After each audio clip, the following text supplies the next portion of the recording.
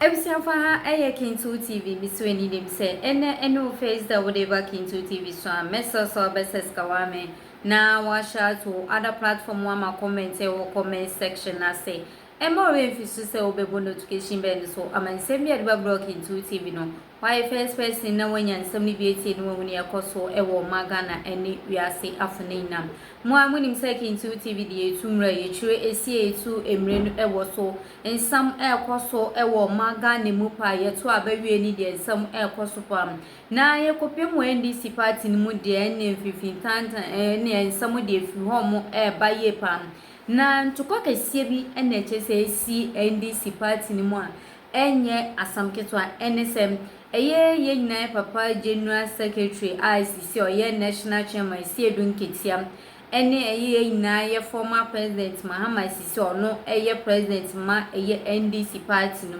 na yenim se ye nyina ye president ono ne 4 years aka ni a otwenim otwa 4 years we am anya de obetimi etwa 4 years biem anasa anya de a obetimi abeye president biem ewo maga ne mu eno enam sa na cheso no akasa de oto no nani abriye pam na ne onim se aka ne 4 years pe ontumi endi biem ni tuno no de okone de waboa na chi ye pa se okọ ntino obemo obi aba abehye nanan na no eneye national chairman ye Siedun Ketiam chesem ochochro names bi or list bi ekoma ye na ye former president Mahama Sisi ye president him or list no command no na ya diam ye na president one fa ye list no anye edwumoto list no totuni baby na ototuni baby no na che say abeye ye national chairman ye pa because ono ye national chairman onim ne ekoso ewo maga na onim ne ekoso region bia mu no ode edinya blo se fasadi no fa ye noma na che se ye na ye president Mahama ono so ewo nindia o che so ode bam na ye na president Mahama ono nim se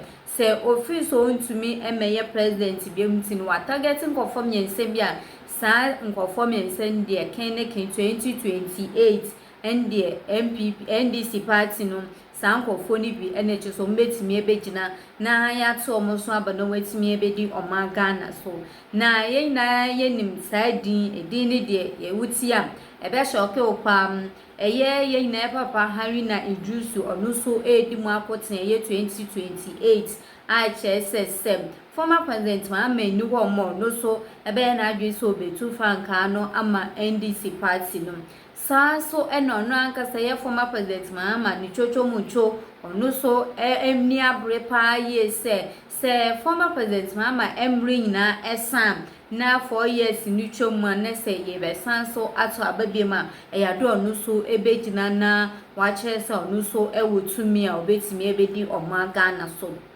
na sas na ye nyina papa Siedun Ketiam ne oye national chairman general mosquito yenim Siedun Ketiam chese NDC be omo be fe bia no omo na mu bi no omo ko no omo ba enso enede Siedun Ketiam okasama yemfa ne mfa kwan mu yenjina nana so chese ensomo no aye bebrai chese ntokwa we de ye beef pa na beto former president Mahama ye president Sisi ene Siedun Ketiam ye national chairman Sisi ye chese beef we de menkwa mintimi enka ensama ewom ye bakoye kotie eye ensam no ntwire mu ne yewia yasanso aba abedi ho enkomo aha eye Kintu TV me dem ase Siedun Ketiam entokwa damuntam edem entokwa ba na damuntam a entokwa ben ena sie akwasi behye de wani Johnson Siedun Ketiam entokwa edem ibe kire masie entokwa ni nie entokwa na esie akwasi behye de wani Johnson Siedun Ketiam entokwa no asichiri nani munum se akwasi behye de 2028 ontimi nkobiem ase NDC presidential candidate Emma Wom ontimi nkobiem the last 4 years okoni na obi apre national chairman Johnson Siedun Ketiam epese obetu franka no ene ma wo ena haina idrusu ensu peso hoden oba mutie eye three candidate mumodate to makasa fo obi member okan obi modate to any ba o ma be presidential candidate no any party Johnson Esedi Nketia haina idrusu ana chief of staff Julius Debra omiensa na esa no akwase be hyehye de ebo Julius Debra ho ban say MPP 4 NDC 4 enyina be support Julius Debra na otu franka no ama won ntuo bibia oye bia no wo ye ni support Julius Debra e de da ho ana Esedi Nketia enso pese dey wo ba ena du sunso e dey eta akiri entino entokwa esi ni nyanse akwasi be hyehye de ya de a woni be support Julius Debra chief of staff so betu franka ene ama NDC ana Esedi Nketia hu enti uhwe appointment na kokosu na appointment na kokosu nyina na appointment no uhwe appointment na NDC appointment ya kosi be hyehye de wa potpot no tuduana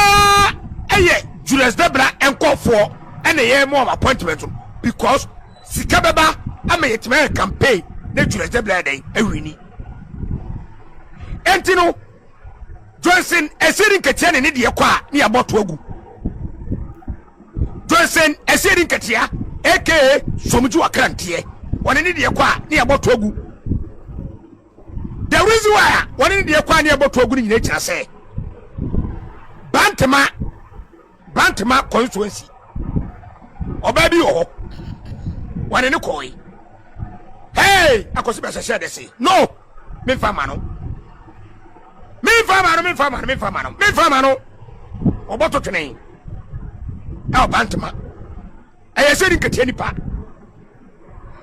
neni mu no nakola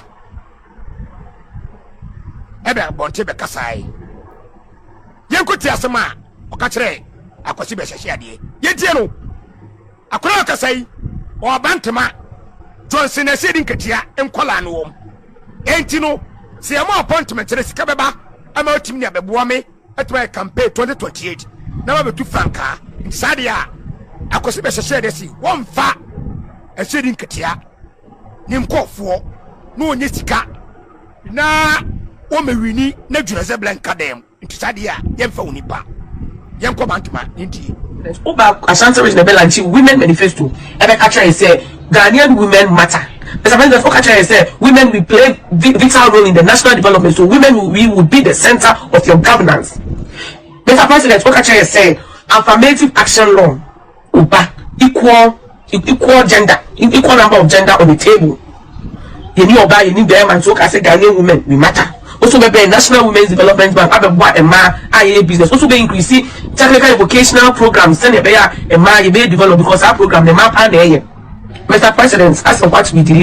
ordered no, and you know na you deliver my. President Mahama, as a former member of parliament, if his memory serves him right, should know the amount of effort that members of parliament put in drafting a bill. He should also understand that every sitting of parliament incurs cost to the state of Ghana. So much resources have been pumped into drafting out this bill for the Ghanaian people, which the speaker even used as grounds to disrespect the first gentleman of the land, Nana Addo Dankwa Akufo-Addo. Sam George and many officials of the NDC were saying that Nana Addo Dankwa Akufo-Addo is trying to bring LGBTQ in this country, and that is why he is refusing to sign the bill. Obviously, John Dramani Mahama's U-turn and double stand should be an even greater indicator that he is in bed with the LGBTQ community. If you lie your way to power, you start taking unwise initiatives and adventures, as if we don't already have subjects that instill discipline in our children and teach them our family values. This comment is one of the most bizarre comments I've ever heard